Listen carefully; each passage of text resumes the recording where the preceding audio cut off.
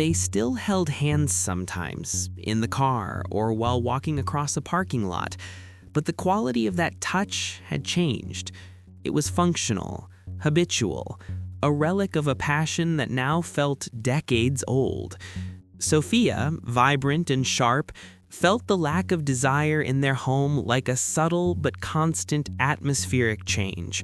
It wasn't just the absence of sex, it was the absence of the sensual gaze, the way David used to look at her from across the room, a look that conveyed electric anticipation and fierce devotion. Now, David was consuming a different kind of desire, professional ambition. His phone glowed late into the night, filled with encrypted chats and spreadsheets. He was physically present on the couch, but mentally he was miles away, consumed by a colossal make-or-break project at the investment firm. For Sophia, this felt like the ultimate rejection. She wasn't just being denied physical intimacy, she was being denied his focused, erotic attention, the validation that she still mattered. A deep, aching loneliness began to settle in, a profound emotional famine that the nervous system instinctively seeks to satisfy elsewhere. This feeling of being unseen is the primary source of feminine insecurity, and it is the subtle, toxic seed of disconnection that we must watch carefully. Now, two external forces are introduced to test their fragile security. David's new demanding colleague, Chloe, is whip-smart and shares David's intense focus, texting him at all hours about the project, their bond forming through shared stress. Simultaneously, Sophia receives an invitation to an art gallery opening from Ethan, a confident artist and client whose texts are filled with genuine curiosity about her work and passions. Sophia tells herself the gallery is simply a professional engagement, but the truth is, the thought of being seen again, truly, sensually seen, is a tempting, dangerous thrill. The silence in her marriage has made the noise of potential validation deafening. The emptiness that had settled over Sophia was now being rapidly filled, not by David, but by a rising, dangerous curiosity. When we feel fundamentally unseen in our primary relationship, our emotional nervous system begins to search for a new, validating mirror. For Sophia, this mirror was Ethan. She met him at the gallery, and he didn't just talk at her, he asked penetrating questions about her motivations and passions, treating her intelligence and presence as something rare and highly desirable. The tension wasn't in a touch, but in the sustained, appreciative gaze, a silent communication that whispered everything David's constant distraction failed to say. That feeling of sensual recognition, of being valued, became a potent anesthetic against her loneliness, temporarily relieving the gnawing emptiness David's functional, transactional communication had left behind. This is the validation trap. The thrill comes from the sheer novelty of being prioritized. This external relief is incredibly dangerous because it teaches the nervous system that escaping the marriage is easier and more pleasurable than doing the hard work of confronting the disconnection within it. This growing psychological intimacy, this sharing of the inner world, is the highest form of betrayal to a marriage, far more destabilizing than a casual physical encounter. While Sophia was navigating the subtle seduction of validation, David was crossing his own subtle line. His withdrawal was not merely passive, it was an active avoidance strategy. Men often pivot to functional, high-achievement tasks when they feel inadequate in the emotional or relational sphere. David hadn't pulled back because he liked Chloe more. He pulled back because he felt a crushing shame about his own perceived failure to be the exciting, desirable husband Sophia deserved. He used Chloe's intellectual focus and the demanding project as a psychological fortress against the vulnerability required by intimacy. Yet his bond with Chloe was now now forged in the fire of professional crisis. After successfully presenting a complex deal, they shared an intense, late-night digital conversation, not about flirtation, but about the profound fears of failure, the weight of expectation, and the dark reality of their industry. This intense, unshared vulnerability, this transfer of the deepest emotional and psychological resources meant for Sophia, was the emotional affair. It wasn't physical, but it was far more damaging to the marriage's foundation, transforming David's colleague into his primary psychological confidant. Meanwhile, Sophia, desperate to break the silence and force connection, planned a grand, highly sensual night, candles, music, all the cliches of desperate romance. This calculated, demanding performance only increased David's performance anxiety. When David politely, vaguely, and miserably turned her away, claiming exhaustion, Sophia's greatest fear was confirmed. She believed the sensual woman she was had been permanently rejected, driving her closer to the only person who currently saw her, Ethan. The sting of David's rejection, however unintentional, had wounded Sophia to her core, reinforcing her deepest fear that she was no longer desirable or worthy of his attention. She knew the line was close, but the emotional starvation was too great. When the primary source of love and belonging fails, the psyche, starved for affirmation, rushes to the nearest available emotional currency. For Sophia, that currency was now being printed rapidly and generously by Ethan. When he spoke to her, he dedicated his entire intellectual and emotional bandwidth, treating her every idea and feeling with an erotic, focused reverence.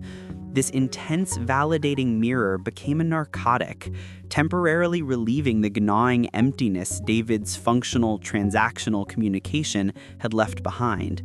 Sophia began to rationalize the growing intimacy, telling herself that emotional honesty with Ethan was simply friendship, an excuse to avoid doing the hard, terrifying work of confronting David. This avoidance, this search for relief over repair, is precisely what breaks relational integrity. Simultaneously, David deepened his emotional dependency on Chloe. He was convinced she was the only one who truly understood his burden, using her as a shield to justify his continued withdrawal from Sophia. This emotional starvation drove both partners into the most dangerous territory, the subtle, daily transfer of marital intimacy to external sources, solidifying their dangerous pivot away from true connection. The mounting pressure from the emotional affairs had created an unsustainable energy in both David and Sophia, a toxic combination of excitement and profound dread. This is where the relational conscience kicks in. David, after a flurry of intense late-night texts with Chloe that left him feeling energized but ethically hollow, suddenly experienced a massive wave of shame. His body, having registered the psychological betrayal, triggered a physical reaction, a crushing weight in his chest, interrupted sleep, and a sudden aversion to his own reflection. His professional success, his proxy for self-worth, now felt meaningless because he knew he was actively wounding the person he truly cared about. Simultaneously, Sophia found herself canceling her next planned meeting with Ethan. The sensual, validating relief she felt in his presence was now poisoned by the recognition of her own moral compromise. This paralyzing guilt is not punishment, it is the marriage's immune system sounding the alarm. Guilt is a painful feedback loop telling us we are violating our core values. And this pain, rather than the temporary thrill, is what ultimately forces the relationship out of stagnation. They couldn't continue the fantasy, yet they couldn't endure the silence of their marriage. The stage was now set for the devastating, inevitable confrontation. The dam finally broke, not with a physical confrontation, but with a terrifying stillness. After the crushing weight of their mutual guilt, the truth became an unavoidable object in the room. For David, it was Sophia discovering the depth of his shared anxieties with Chloe, proof that he had transferred his emotional life elsewhere. For Sophia, it was the raw, desperate realization that she had sought Ethan's focused gaze because David's emotional absence made her feel sexually and professionally invisible. The immediate reaction was profound betrayal trauma, the shattering of a couple's shared reality. The emotional violence of this rupture forced them to screen the ugly truths the silence had been masking for years. David's crushing financial shame, Sophia's paralyzing fear of abandonment. They were standing at the 0 point, where the familiar, comfortable illusion of their marriage had died, leaving them with only 2 choices: conscious, deliberate separation, or a brutal, committed repair. The therapeutic journey demands they stop attacking the symptoms, Chloe or Ethan, and focus on the system, their dynamic. This requires radical honesty about the sexual wound. David must admit his withdrawal was his failure to communicate his shame. Sophia must admit her pursuit of external validation was her failure to demand her emotional needs be met within the marriage. Without this painful, vulnerable exchange, the resentment would simply drive them back into external emotional escape routes. With the agonizing truth of the emotional affairs now laid bare, the focus shifted entirely from blame to repair. A fundamental psychological principle was put into immediate practice. Desire cannot exist where safety does not. For Sophia to feel sensual, she needed to know she was seen, and for David to feel aroused, he needed to know he wasn't being judged for his inadequacy. The journey back began not in the bedroom, but with intentional, conscious touch, a strategy known as the non-demand strategy. This means stripping touch of all expectation, eliminating the pressure of performance that killed David's libido, and removing the constant fear of rejection that paralyzed Sophia. They started with 10-minute, structured back massages, done fully clothed, where the only goal was to feel the warmth, the density, and the security of the other person's presence. This simple, non-goal-oriented contact began to rebuild the parasympathetic nervous system, moving them out of the fight-or-flight mode triggered by the betrayal. As the fear subsided, a biological truth emerged. Genuine oxytocin, the bonding hormone, began to flow, gradually replacing the fleeting, guilt-ridden dopamine hits they sought elsewhere. This process allowed Sophia's natural, erotic confidence to return because she was finally touching David without the terrifying question of rejection looming over her. David, in turn, felt his shame dissolve as Sophia offered safe, uncritical space. The true, lasting thrill was now found in this radical, shared vulnerability, proving that honesty is, paradoxically, the most potent form of eroticism. The true resolution of their crisis wasn't the end of their struggle. It was the beginning of their conscious, intentional love.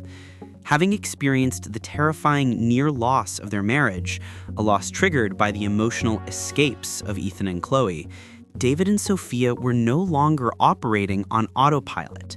The secure anchor is a commitment to a new set of rules, the rules of transparency. They established non-negotiable boundaries of safety, agreeing to immediately bring any feeling of shame, inadequacy, or neglect directly to each other before seeking relief elsewhere. David committed to sharing his anxieties about work and money before they built up into libido-killing shame. Sophia committed to expressing her need to be pursued and desired in clear, non-critical language. This radical honesty finally unlocked the high-stakes eroticism they craved. Their reunion in the bedroom was not a return to old pressured habits, but a new experience rooted in safety and conscious choice.